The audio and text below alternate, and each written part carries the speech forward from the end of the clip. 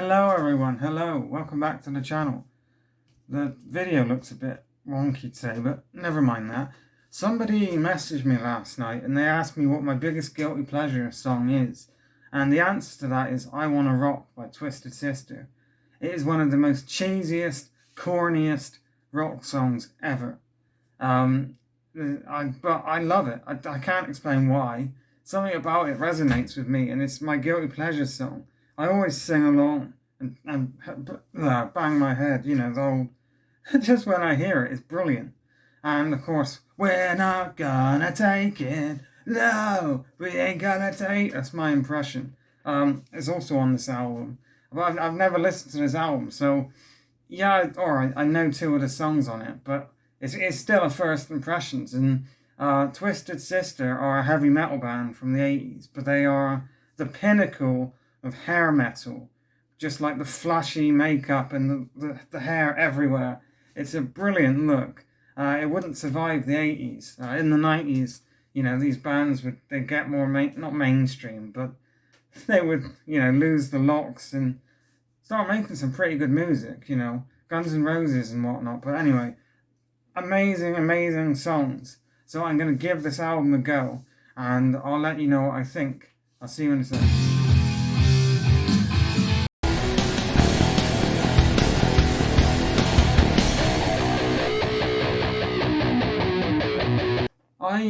I thought I'd enjoy that more than I did, to be honest with you. It could be, now I'm using YouTube Music to stream on all these videos, unless it's a record I bought. And it is connected up to the same speakers that the record player is connected up to. But that album, it didn't sound, I know it was jarring. You had the two single tracks, I Wanna Rock and We're Not Gonna Take It. That sounded fantastic. The production was perfect. The guitars really shone through and very, very powerful.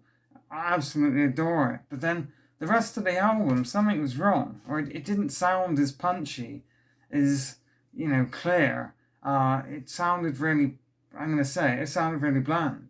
The songs were great, but I couldn't really hear them or appreciate them because they were being crushed by this production. Now, I don't know, it could be YouTube Music.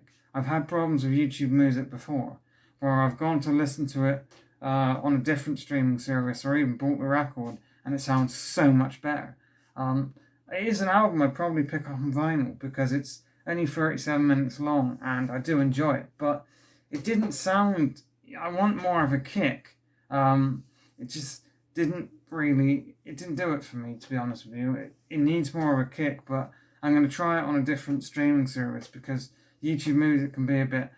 Kiss is the best example. Somebody asked me about Kiss. I love Kiss, the band. Amazing band. Some really great songs. Listening to them on any other... I don't know, I had Spotify for like a month to try it out. And I was listening to Kiss, and that sounds perfect.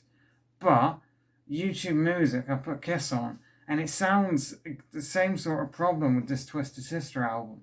It just didn't sound right. But the songs, getting into the songs themselves, they were perfect. I love the song The Price. That was fantastic. That was a bit more of a slower, slow burner anthem sort of song. And I looked at Dee Snider. I looked it up while I was listening to it. Dee Snider's voice is fantastic, He rarely has a proper metal voice. Now, I'd also did a bit of Googling. Apparently, if you're in the metalhead community, you don't consider hair metal as proper metal. Which, alright, I kind of get it because it is very commercialized, but because I've had, another reason I wanted to make this video, I've had a few people request me listen to heavy metal and death metal in these sort of first impressions. They're like, oh, you're like this. It's death metal, screamo, and I just want to come out here and say I won't like it. I'm sorry. I don't usually hate music, and I'm not saying I hate you for listening to it. No. It's just that really, really heavy metal with the screamo voice, with bands like, I don't even know. Like, it's just not for me. I don't know what the band's names are. What's it? Lamb of God is a band that someone suggested, and I just don't like it. Yeah, no, that's fine. It's just not for me. And I've never been able to really enjoy Screamo. But I love bands like Twisted Sister, Kiss, Iron Maiden. Oh, what's that other one? Fuck. I always forget its name. Oh, there's a lot. I did a first impressions for it back last year, and I can't remember what their name is. But they're a really good band. And there's loads. I would count Guns N' Roses in that circle, but Guns N' Roses would move on. You know, in the 90s, they would ditch the hair metal um, and bravado and become more of a classic rock band, which is great. But I believe hair metal like this, it died out in the early 90s when grunge took over. Grunge came from the West Coast with Seattle, that's the name. I'm so tired. Grunge comes out of Seattle with bands like Nirvana, Soundgarden, I think was from that time. What are they called? One of my friends who watches the videos loves them. Pearl Jam. Pearl Jam. So a great viewer of the channel loves Pearl Jam. They're a great band from that era. And bands like that would come about that would kill hair metal. And then, of course, bands, because grunge was rather sad, or it had a very sad theme to it. And that would, that would come about. Brain. Noel Gallagher wrote Live Forever because of stuff like Nirvana being really sad. So he wanted to write happier music.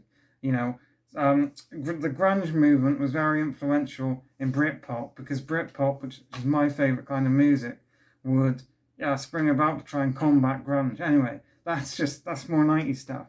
Twisted Sister, I wasn't meant to go on for 5 minutes. Absolutely love the album.